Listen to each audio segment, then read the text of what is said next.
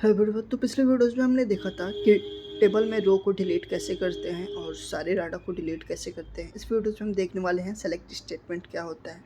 तो select statement जो होता है वो हमारा कॉलम को सिलेक्ट करके हम किसी भी कॉलम का डाटा देख सकते हैं। अगर आपको पता होगा select star form table name करते हैं। अगर कोई बोलता है कि मुझे मेरे पास एक टेबल है, उसमें से मुझे केवल नेम देखना है और स्कूल नेम देखना है, उसमें मल्टीपल कॉलम है, तो आप किसका यूज़ करोगे? आप इस क्वेरी का फिर यूज़ कर सकते हैं select star form table name. और इसमें हम कंडीशंस का भी यूज़ कर सकते हैं। तो कंडीशंस का आपको पता होगा यूज कैसे होता है। जैसे हमने select star form table name करा, अगर आईडी के थ्रू किसी का भी डाटा हमें फाइंड करना है तो वेयर का यूज़ करते हैं। वेयर क्या है? एक क्लाउज है जो हम कंडीशंस पे अप्लाई करते हैं। तो हम सबसे पहले क्या देखेंगे कि अगर कोई बंदा हमें बोलता है कि हमारे पास एक टेबल है, उसमें से केवल 2 रिकॉर्ड यानी 2 कॉलम देखने हैं, तो उसको हम कैसे देखेंगे? तो चलिए देखते हैं अपने विजुअल स्टूडियोज में। यहाँ पे एक हमारे पास डाटाबेस है ऑनलाइन क्लासेस के नाम से, और एक टेबल है स्टूडेंट डिटेल्स के नाम से। तो मल्टीपल्स कॉलम्स हैं। अगर कोई बंदा मुझे बोलता है कि भाई मुझे क्या करना है ना, सारे कॉलम मुझे नहीं देखना है, केवल 2 ही कॉलम देखना है, स्टूडेंट नेम देखना है और स्कूल नेम देखना है कि किस स्कूल में कौन से स्टूडेंट है, और मतलब अगर कम स्टूडेंट हैं तो, या फिर मुझे इसके क्या बोलते हैं स्कूल के रिकॉर्डिंग डाटा को फाइंड करना है, या फिर हमें देखना है कि 12th क्लास में कितने बच्चे हैं, बीसीए में कितने बच्चे हैं, तो उसको हम कैसे फाइंड करेंगे हम। तो जैसे हमने सिंटेक्स में देखा था वैसे ही हम क्वेरी का यूज़ करेंगे। तो यहाँ पे लिखेंगे select star from table name या फिर सेलेक्ट फ्रॉम टेबल नेम, और सेलेक्ट और फॉर्म के बीच में हम कॉलम नेम ले लेंगे। जिन जिन कॉलम का हमें डाटा शो करवाना है उनका कॉलम नेम ले लेंगे। तो मुझे अभी फ़िलहाल किसका किसका डाटा शो करवाना है, तो मुझे 2 ही कॉलम का डाटा शो करवाना है, स्टूडेंट नेम और स्कूल नेम।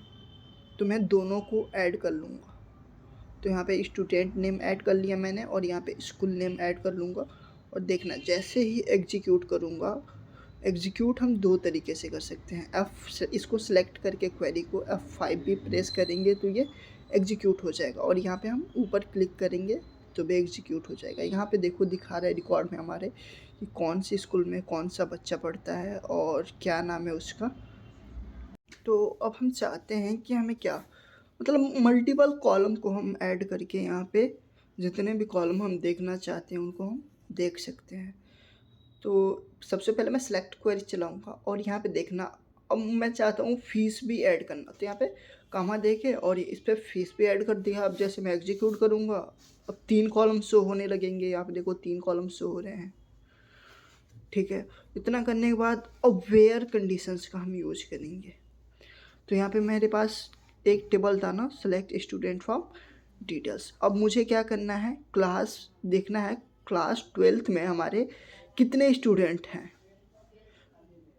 तो इसको देखो स्ट्रिंग है तो आपको पता है ये सिंगल कोटेशंस में आता है। अगर ये इंटीजर रहता तो ये विदाउट सिंगल कोटेशंस में आता है। यहाँ पे देखो 2 ही स्टूडेंट है और दोनों हमारे क्लास 12th में शो कर रहे हैं।